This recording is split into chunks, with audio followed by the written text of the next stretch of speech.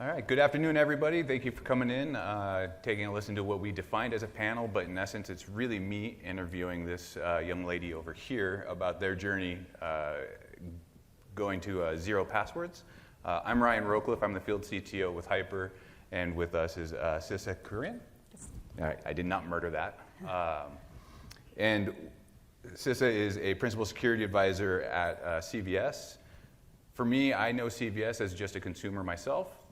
I use CVS, and I only really treated it as a convenience store, and then obviously as things have grown for CVS, they've grown their business quite a bit, and I will let Cisa basically go ahead and explain a little bit more, because there's a lot more going on at CVS than I think a lot of people, even in industry, would even be aware of. True. Yeah, when people hear CVS, they think about the corner store down the street. Yes, we are that. But we are a whole lot more, right? We are the local pharmacy. Our pharmacy benefit management business is huge.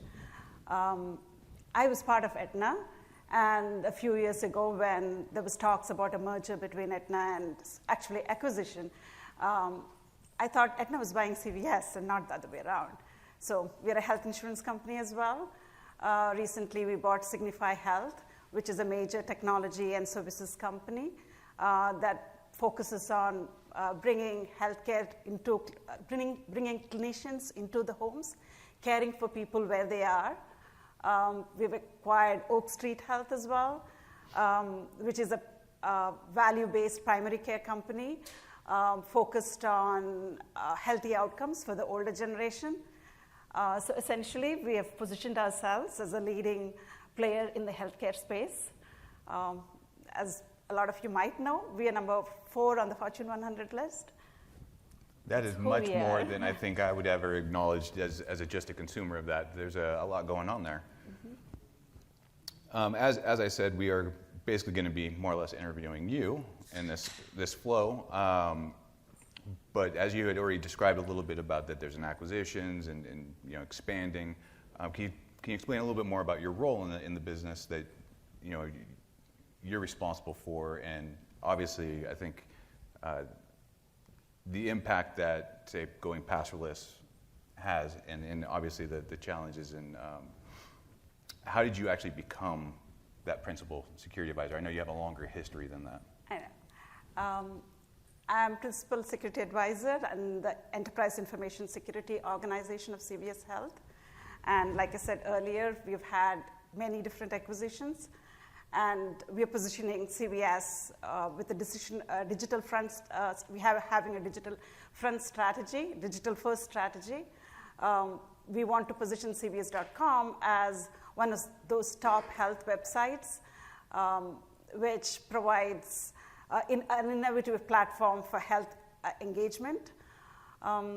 In my position, our team manages the governance of all externally facing applications.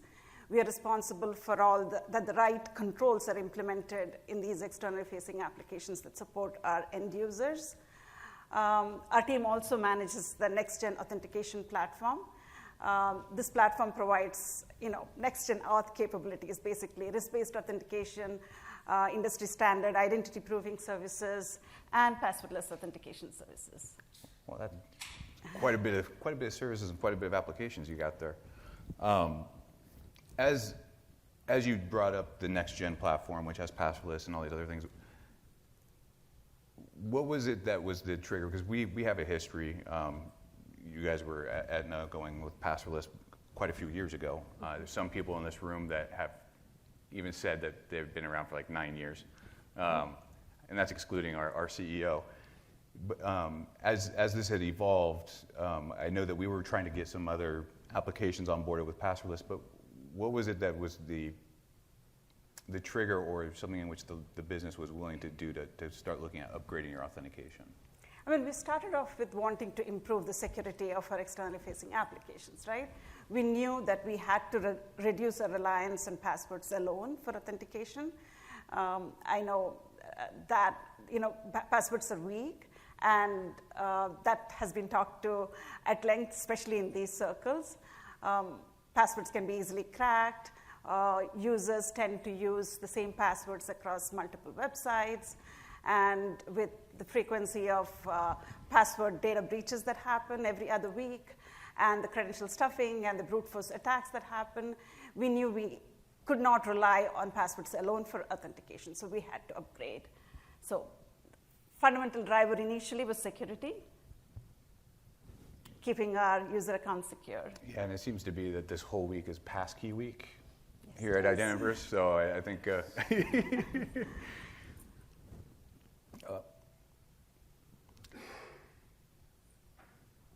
I will figure out how to operate slides, I swear.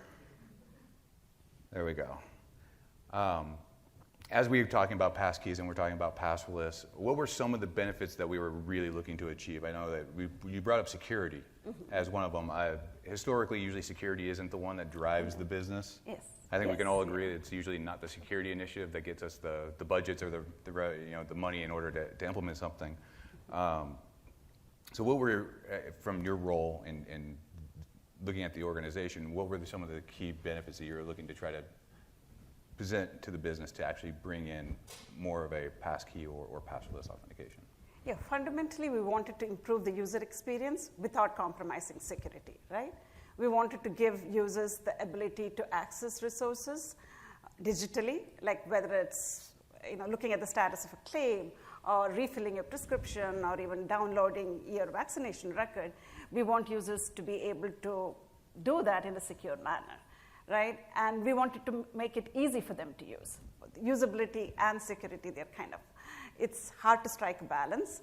But we had rolled out, like you said, FIDO UAF-based authentication, biometric authentication for native apps a long time ago, and that was always a huge success, right? That had the least problems, that had the highest success rates in terms of sign-in, less account recovery numbers, reduced SMS costs. So that worked well for us. So it was a natural choice to implement the same capability across the web as well.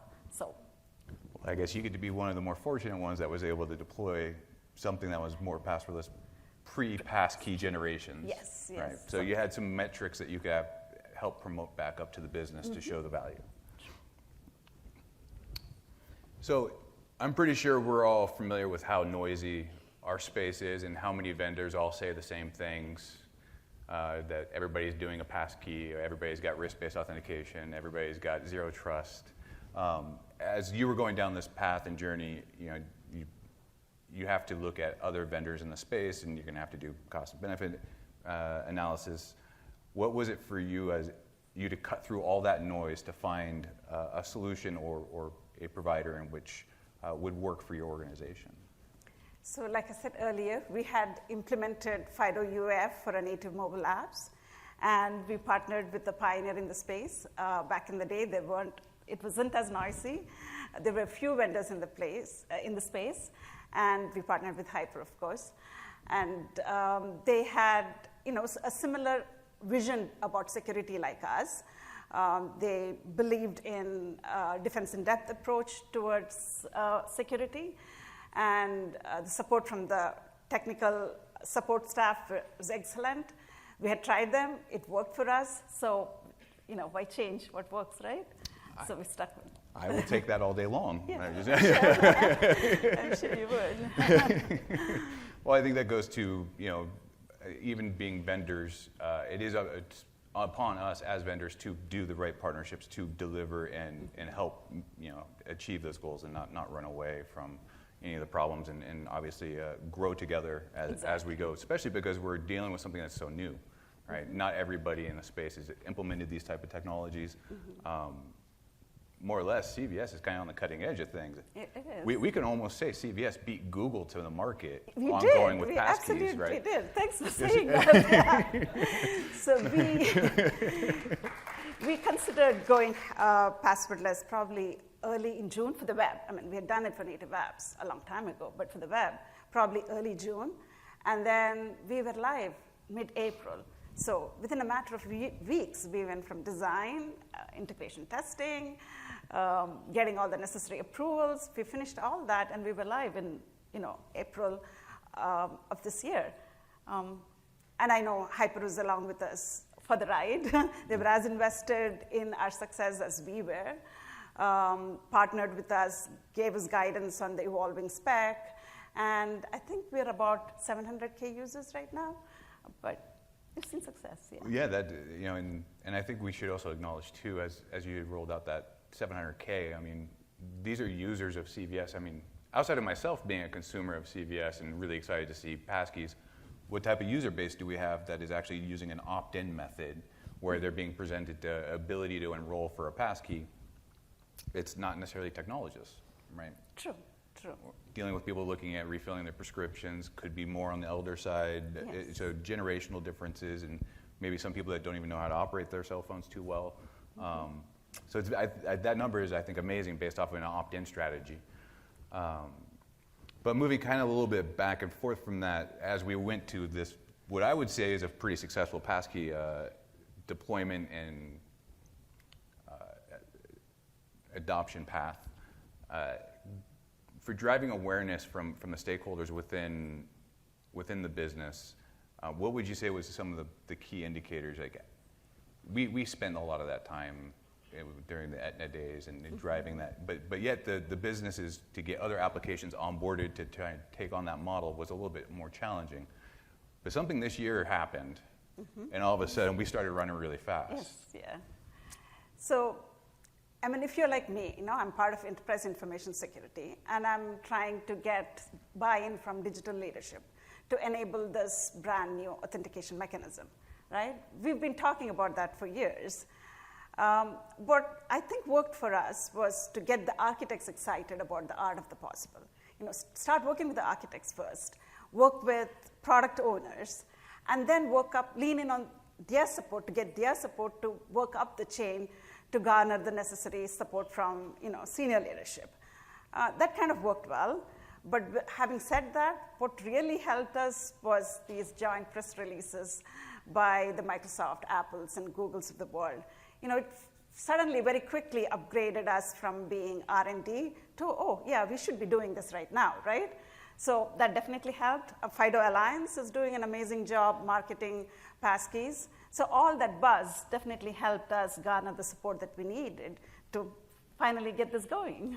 So it sounded like the lines of businesses saw support from the major platform vendors and was basically, this isn't a POC, this isn't fictitious, this is actual reality, and we can gain some benefits from it. Exactly, yeah. So there's, as I was kind of explaining a little bit earlier, or I was pontificating around your user base on how to get adoption around passwordless, being that it is so new, was there any things or any approaches on how to get users to adopt?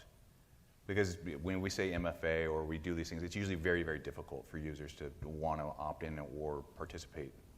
They want the least friction, they want the least challenging things as always. What would you say was your approach to actually rolling out and getting this to market as fast as you did? Because that was pretty wicked fast for the organization, if I might say. Yeah. We had our surprises along the way for sure. As we talked earlier, we went from design and planning to live in production in a matter of weeks.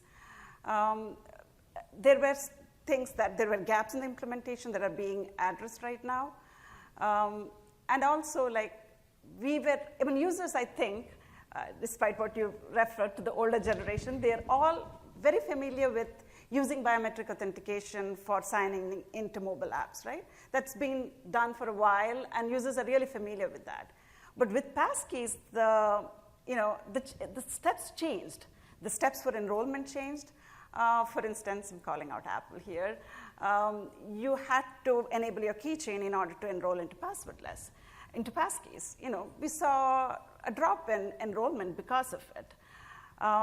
But you know, more and more companies are rolling out passwordless right now, FIDO-based passwordless, because of which users are going to be, you know, more familiar with the flows. Google has it out, right? So with all that, I think, you know, user engagement is going to improve slowly, and I hope the numbers would be a lot higher than it is right now. I expect it to to accelerate here shortly within the next couple weeks, just because, look, we're all here out in Identiverse.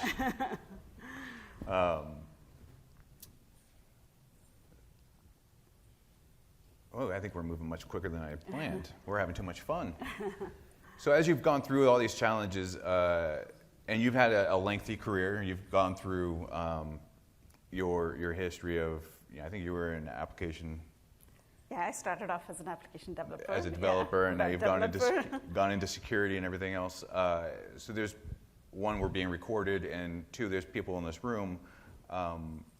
Just from your personal experience and the steps that you've had to go through, is there anything that you would like to share with the people and or the organizations that might be listening to this about, that might be passwordless curious or considering actually getting ready to roll out passkeys? Because I think, even in the keynote, I think even Andre was bringing it up, like, we need to be moving quick, right? So passkeys need to get out as fast as possible, which I expect, this is the reason why I think that we're going to see more and more traction, because everybody's going to come out of this conference, and they're going to go back to their businesses and be like, look, we got to do this. People are getting success. It's happening, and we're seeing benefits. Anything that you can share as you had gone through your journey for the organizations and or the people in the room? Based on my experience, the first thing I would say is be prepared for when you get that, green signal. Be prepared to go, right? For us, we went from being mildly curious about passwordless to, why aren't we doing this already? Like, in no time. So, pick your provider. Pick your provider that would be a good partner with you. Christian, I think, mentioned earlier this morning, the client-side work is trivial, but the backside, the server-side work, it's pretty complicated. So pick a provider who would work with you to enable passkeys. We are a big organization, so have all the documentation ready that you would need to get the required approvals from the various organizations. Like, we have third-party risk governance, we have cloud governance. So we need all this documentation to be ready in order to get the approvals from them. So work on that, get your POCs done. Like, be prepared is the first suggestion that comes to mind. Having said that, I would also say, start small. Not exactly what we did. I would say first start by introducing it in the account settings page, right? Enable it as a capability for the tech-savvy folks. Now, all older people, are clueless. There are tech-savvy older people, myself, and the security-conscious folks. Give that, enable that as an option for those folks.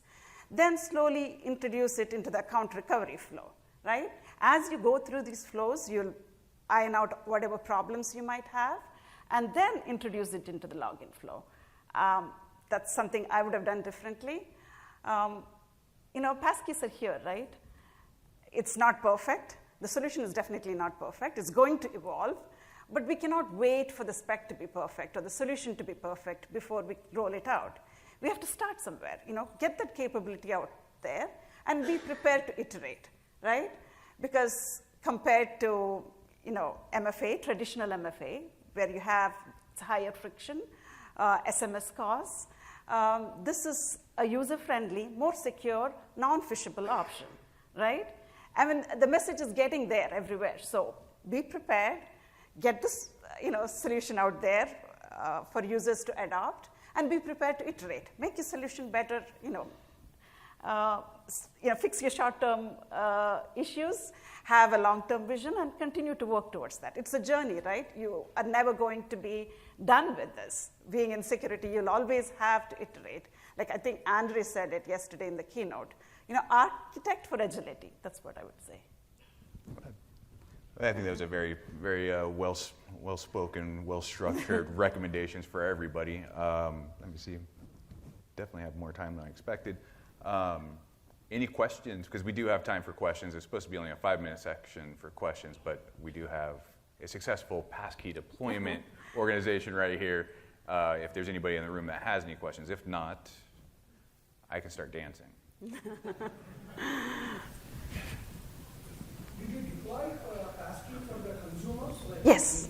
Yes. I can log in with passkey? You can go to CVS.com and you can enroll into passwordless. Yes, absolutely. So the exercise is now everybody pull out your phones, open up Safari or Chrome, and go to CVS.com and sign in. and then go ahead and enroll for passkeys, because Is there any stronger authentication mechanism before you give any strong credentials? If my user ID password is compromised, what's the So we do have risk-based authentication in place. I was worried we'd run out of time. That's why I skipped some of the steps. Like in our effort to upgrade our authentication mechanism, one of the first things that we did was we introduced risk-based authentication across all our apps. So we look at contextual signals in your authentication session, and we build a user profile. And depending on anomalies in the access patterns, we would determine if you would require step up or not. And based on that, if you require step up, then there is multi-factor, the traditional multi-factor authentication, and then you're allowed to enroll into passwordless. Yes. yeah, go ahead. Yeah, so I just enrolled my CVS account Sure. in passkey, and I see that I have to first enter my email address. What is the reason? I mean, in the other implementation, I see that as long as I go to the website and select the list of identity I have, it seems like I need to enter the email into CVS firstly. And what is the reason for that? Why are you setting that? So let me restate that. Okay. So it is, in essence, the flows that you have seen in passkey implementations is a user nameless, just hit a button and sign in. You've gone through and enrolled at CVS, and you are asking why was there a choice to require a user ID? I'm only doing that for the recording.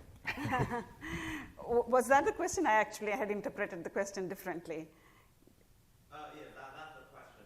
Okay. I mean, we would, as I said, we kind of got the capability out there for users to enroll into passwordless. Figuring out if you want to use username-less flow is something that we are in discovery phase right now. We have not decided yet if you're going to enable that flow. We're still figuring it out.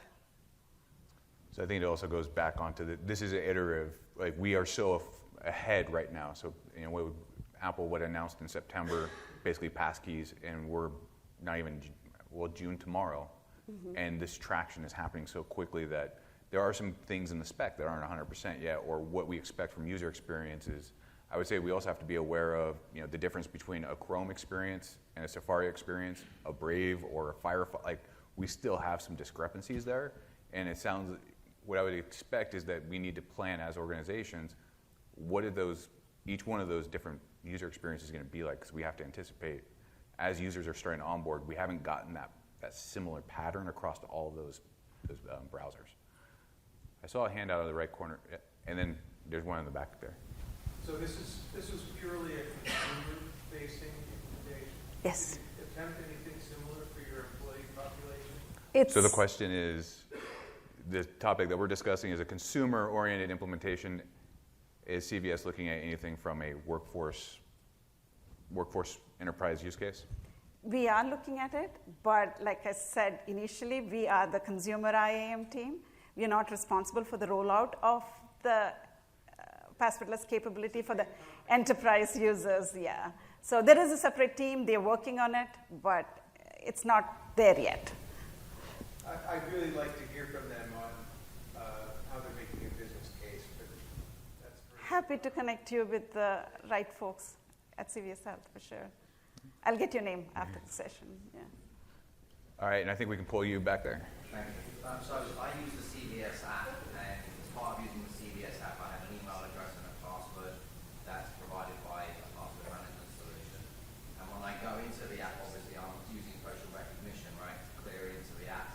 And I'm kind of curious to know the evolution of passkeys as a consumer and as a user of CVS in this scenario. What's that migration strategy look like for me? Like, what impact is there going to be to me? So the question is, what is the impact in the migration of passkeys into a native mobile app versus what I guess you could say is historically a native biometric flow or a password manager that's integrated, that's pre-populating a password in a native mobile app? So right now, this session was solely about enabling passkeys for the web. As for the native mobile app experience, are we going to stick with the old FIDO UAF protocols, or are we going to use passkeys? We have not decided what would work best for our consumers yet. We're still trying to figure that out. I'm sorry, I don't have a better answer. Once again, this is an iterative process. And we're going to continue to evolve, and we just got the stop sign. So with that, I thank you all for coming and listening to CVS's journey. Hopefully there was some little tidbits and value there for everybody else to go through in their businesses, and have a wonderful afternoon.